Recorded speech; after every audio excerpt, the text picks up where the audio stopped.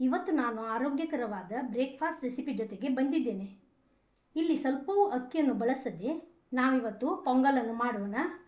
ದೇಹಕ್ಕೆ ಹಿತವಾದ ತಂಪಾದ ಈ ರೆಸಿಪಿಯನ್ನು ಡಿನ್ನರ್ಗೆ ನೀವು ಸರ್ವ್ ಮಾಡ್ಬೋದು. ಲಂಚ್ ಬಾಕ್ಸ್ಗೆ ಸಹ ಇದನ್ನು ಕಟ್ಟಿಕೊಡ್ಬೋದು. ಬನ್ನಿ ಹೆಲ್ದಿ ಹಾಗೂ ಟೇಸ್ಟಿಯಾದ ಈ ಗೋಧಿ ನುಚ್ಚಿನ ಪೊಂಗಲ್ ಹೇಗೆ ಮಾಡೋದಂತ ನೋಡೋಣ. ನಮಸ್ತೆ, ನಿಧಿ ಅಡುಗೆಗೆ ನಿಮಗೆಲ್ಲರಿಗೂ ಸ್ವಾಗತ. ಹಾಗೆ ವಿಡಿಯೋ ಇಷ್ಟವಾದರೆ ಪ್ಲೀಸ್ ರೆಸಿಪಿಗೆ ಒಂದು ಲೈಕ್ ಕೊಡಿ ಹಾಗೂ ಚಾನಲನ್ನು ಸಬ್ಸ್ಕ್ರೈಬ್ ಮಾಡಿ.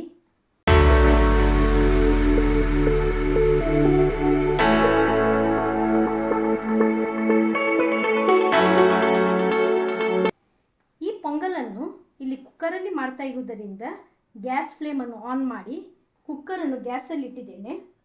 ಇದರಲ್ಲಿ ಒಂದು 2 ಸ್ಪೂನಷ್ಟು ತುಪ್ಪವನ್ನು ಸೇರಿಸುವ. ತುಪ್ಪ ಹಾಕಿ ಪೊಂಗಲ್ ಮಾಡಿದರೆ ತುಂಬ ಚೆನ್ನಾಗಿರ್ತದೆ. ನಿಮಗೆ ತುಪ್ಪ ಬೇಡ ಅಂತ ಆದರೆ ನೀವು ಎಣ್ಣೆಯನ್ನು ಸೇರಿಸಿ ಪೊಂಗಲನ್ನು ತಯಾರಿಸಬಹುದು. ಇಲ್ಲಿ ಇದು ಸ್ವಲ್ಪ ಬಿಸಿಯಾಗಿದೆ. ತಕ್ಷಣ ಇದರಲ್ಲಿ ಒಂದು ಅರ್ಧ ಸ್ಪೂನಷ್ಟು ಜೀರಿಗೆ, 1 ಸ್ಪೂನಷ್ಟು ಕಾಳು ಮೆಣಸು ಸೇರಿಸುವ. ನೀವು ಕುಟ್ಟಿ ಪುಡಿ ಮಾಡಿ ಸಹ ಸೇರಿಸಬಹುದು, ಹಿಡಿಯಾಗಿ ಸಹ ಈ ಪೊಂಗಲಿಗೆ ಸೇರಿಸಬಹುದು. 1 ನಿಮಿಷ ಇದನ್ನು ಹುರ್ಕೊಳ್ಳುವ. ಈ ಥರ ಹುರಿದಾಗುವಾಗ 2 ಹೆಚ್ಚಿಟ್ಟ ಕಾಯಿ ಮೆಣಸು, 1 ಇಂಚಷ್ಟು ಶುಂಠಿಯ ಚೂರುಗಳನ್ನು ಸೇರಿಸಿ ಹುರಿಬೇಕು. ಶುಂಠಿಯನ್ನು ನೀವು ತುರಿದು ಸಹ ಸೇರಿಸಬಹುದು. ಕಾಯಿ ಮೆಣಸು ಬೇಕಾದರೆ ಒಂದು ಜಾಸ್ತಿ ಸಹ ಸೇರಿಸಿ. ಸ್ವಲ್ಪ ಗೋಡಂಬಿ ಬೀಜವನ್ನು ಸೇರಿಸಿ ಹುರಿಯುವ. ಗೋಡಂಬಿ ಇದೆಯಲ್ಲ, ಇಲ್ಲಿ ಕಂಪ್ಲೀಟ್ ಆಪ್ಷನಲ್. ನಿಮಗೆ ಇಷ್ಟವಿಲ್ಲದಿದ್ದರೆ ಅಥವಾ ಇದು ಹೀಟ್ ಆಗ್ತದಂತಾದರೆ ನೀವು ಇದನ್ನು ಸ್ಕಿಪ್ ಮಾಡಿ, ಸೇರಿಸುವ ಅಗತ್ಯ ಇಲ್ಲ. ಗೋಡಂಬಿಯನ್ನು ಹೊಂಬಣ್ಣ ಬರುವವರೆಗೆ ನಾವು ಹುರಿಬೇಕು.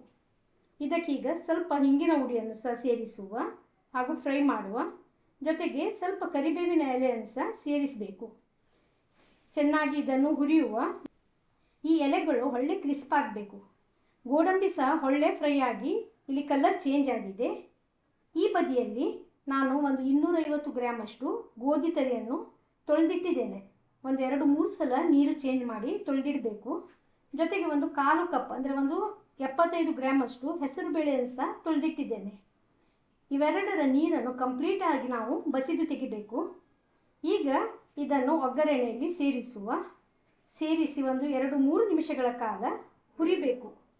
ಗೋಧಿ ತರಿ ಮತ್ತು ಹೆಸರು ಬೇಳೆ ಇದೆಯಲ್ಲ, ತುಪ್ಪದಲ್ಲಿ ಹುರಿದು ಪೊಂಗಲ್ ಮಾಡಿದರೆ ಪೊಂಗಲಿದ್ದು ಟೇಸ್ಟ್ ಇನ್ನೂ ಸಹ ಚೆನ್ನಾಗಿ ಬರ್ತದೆ. ಇದು ಇಲ್ಲಿ ಚೆನ್ನಾಗಿ ಹುರಿದಾದ ಮೇಲೆ ಇದರ 2ರಷ್ಟು ನೀರನ್ನು ಸೇರಿಸುವ. ಅಂದರೆ ಸಾಧಾರಣ ಒಂದು 2.5 ಕಪ್ಪಷ್ಟು ನೀರನ್ನು ಸೇರಿಸ್ತಾ ಇದ್ದೇನೆ. ರುಚಿಗೆ ಉಪ್ಪನ್ನು ಸಹ ಸೇರಿಸುವ. ನಿಮಗೆ ಲಿಕ್ವಿಡ್ ಕನ್ಸಿಸ್ಟೆನ್ಸಿಯಲ್ಲಿ ಬೇಕಂತಾದರೆ 3 ಕಪ್ ನೀರನ್ನು ಸೇರಿಸಬಹುದು. ಇದರ ಲಿಡ್ ಕ್ಲೋಸ್ ಮಾಡಿ ನಾವು ಇದಕ್ಕೆ ಒಂದು 3 ಸೀಟಿ ತೆಗಿಬೇಕು. ಇಲ್ಲಿ 3 ಸೀಟಿ ತೆಗೆದಾಗಿದೆ. ಇದರದ್ದು ಲಿಡ್ಡನ್ನು ಇಲ್ಲಿ ತೆಗೆದಿದ್ದೇನೆ. ಗೋಧಿ ತರಿ ಹೆಸರು ಬೇಳೆ ಚೆನ್ನಾಗಿ ಬೆಂದಿದೆ.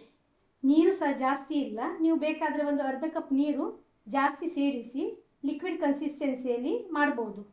ಈ ಸಮಯದಲ್ಲಿ ನೀವು ಬಿಸಿ ನೀರನ್ನು ಇದಕ್ಕೆ ಸೇರಿಸ್ಬೋದು. ಇದು ತಣ್ಣದಾಗಿ ಇದು ಗಟ್ಟಿ ಆಗ್ತದೆ. ತುಂಬ ಗಟ್ಟಿಯಾದರೆ ಬಿಸಿ ನೀರು ಸೇರಿಸ್ಬೋದು, ಬೇಕಾದರೆ ತಣ್ಣೀರು ಸಹ ಸೇರಿಸ್ಬೋದು. ಆದರೆ ಬಿಸಿ ನೀರು ಸೇರಿಸಿದರೆ ಬೇಗ ಇದರ ಜೊತೆಗೆ ಹೊಂದಿಕೊಳ್ತದೆ. ಲಂಚ್ ಬಾಕ್ಸ್ಗೆ ನೀವು ಕಟ್ಟಿಕೊಡೋದಾದರೆ ಸ್ವಲ್ಪ ತೆಳುವಾಗಿದ್ದರೆ ಚೆನ್ನಾಗಿರ್ತದೆ.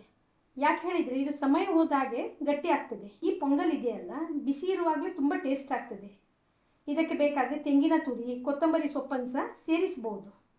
ರುಚಿಯಾದ ಗೋಧಿ ತರಿಯ ಪೊಂಗಲ್ ಇಲ್ಲಿ ರೆಡಿಯಾಗಿದೆ. ನೀವು ಇದನ್ನು ಶುಂಠಿ ಚಟ್ನಿ, ರಾಯ್ತ ಜೊತೆಗೆ ಸರ್ವ್ ಮಾಡ್ಬೋದು. ಬೇಕಾದರೆ ಕೆಂಪು ಚಟ್ನಿ ಜೊತೆಗೆ ಸಹ ಇದನ್ನು ಸರ್ವ್ ಮಾಡ್ಬೋದು. ಬೆಳಗ್ಗೆ ಬಿಸಿ ಬಿಸಿ ಕಾಫಿ ಜೊತೆಗೆ ಈ ಗೋಧಿ ತರಿದು ಪೊಂಗಲ್ ಹಾಗೂ ಚಟ್ನಿ ಬ್ರೇಕ್ಫಾಸ್ಟ್ಗೆ ಒಂದು ಹೇಳಿದಂಥ ತಿಂಡಿ. ಬಿಸಿ ಬಿಸಿ ತಿನ್ನಲಿಕ್ಕೆ ಇದು ತುಂಬ ರುಚಿಯಾಗಿರ್ತದೆ. ಖಂಡಿತ ಈ ರೆಸಿಪಿಯನ್ನು ಒಂದ್ಸಲ ಟ್ರೈ ಮಾಡಿ. ಅದಕ್ಕೂ ಮುಂಚೆ ವಿಡಿಯೋ ಇಷ್ಟವಾದರೆ ಪ್ಲೀಸ್ ಲೈಕ್ ಮಾಡಿ, ಫ್ರೆಂಡ್ಸ್ ಹಾಗೂ ಫ್ಯಾಮಿಲಿ ಮೆಂಬರ್ಸ್ ಜೊತೆಗೆ ಶೇರ್ ಮಾಡಿ ಹಾಗೂ ಸಬ್ಸ್ಕ್ರೈಬ್ ಮಾಡಿ. ಮತ್ತೊಂದು ಹೊಸ ರುಚಿ ಜೊತೆಗೆ ಇನ್ನೊಮ್ಮೆ ಸಿಗೋಣ. ಧನ್ಯವಾದಗಳು.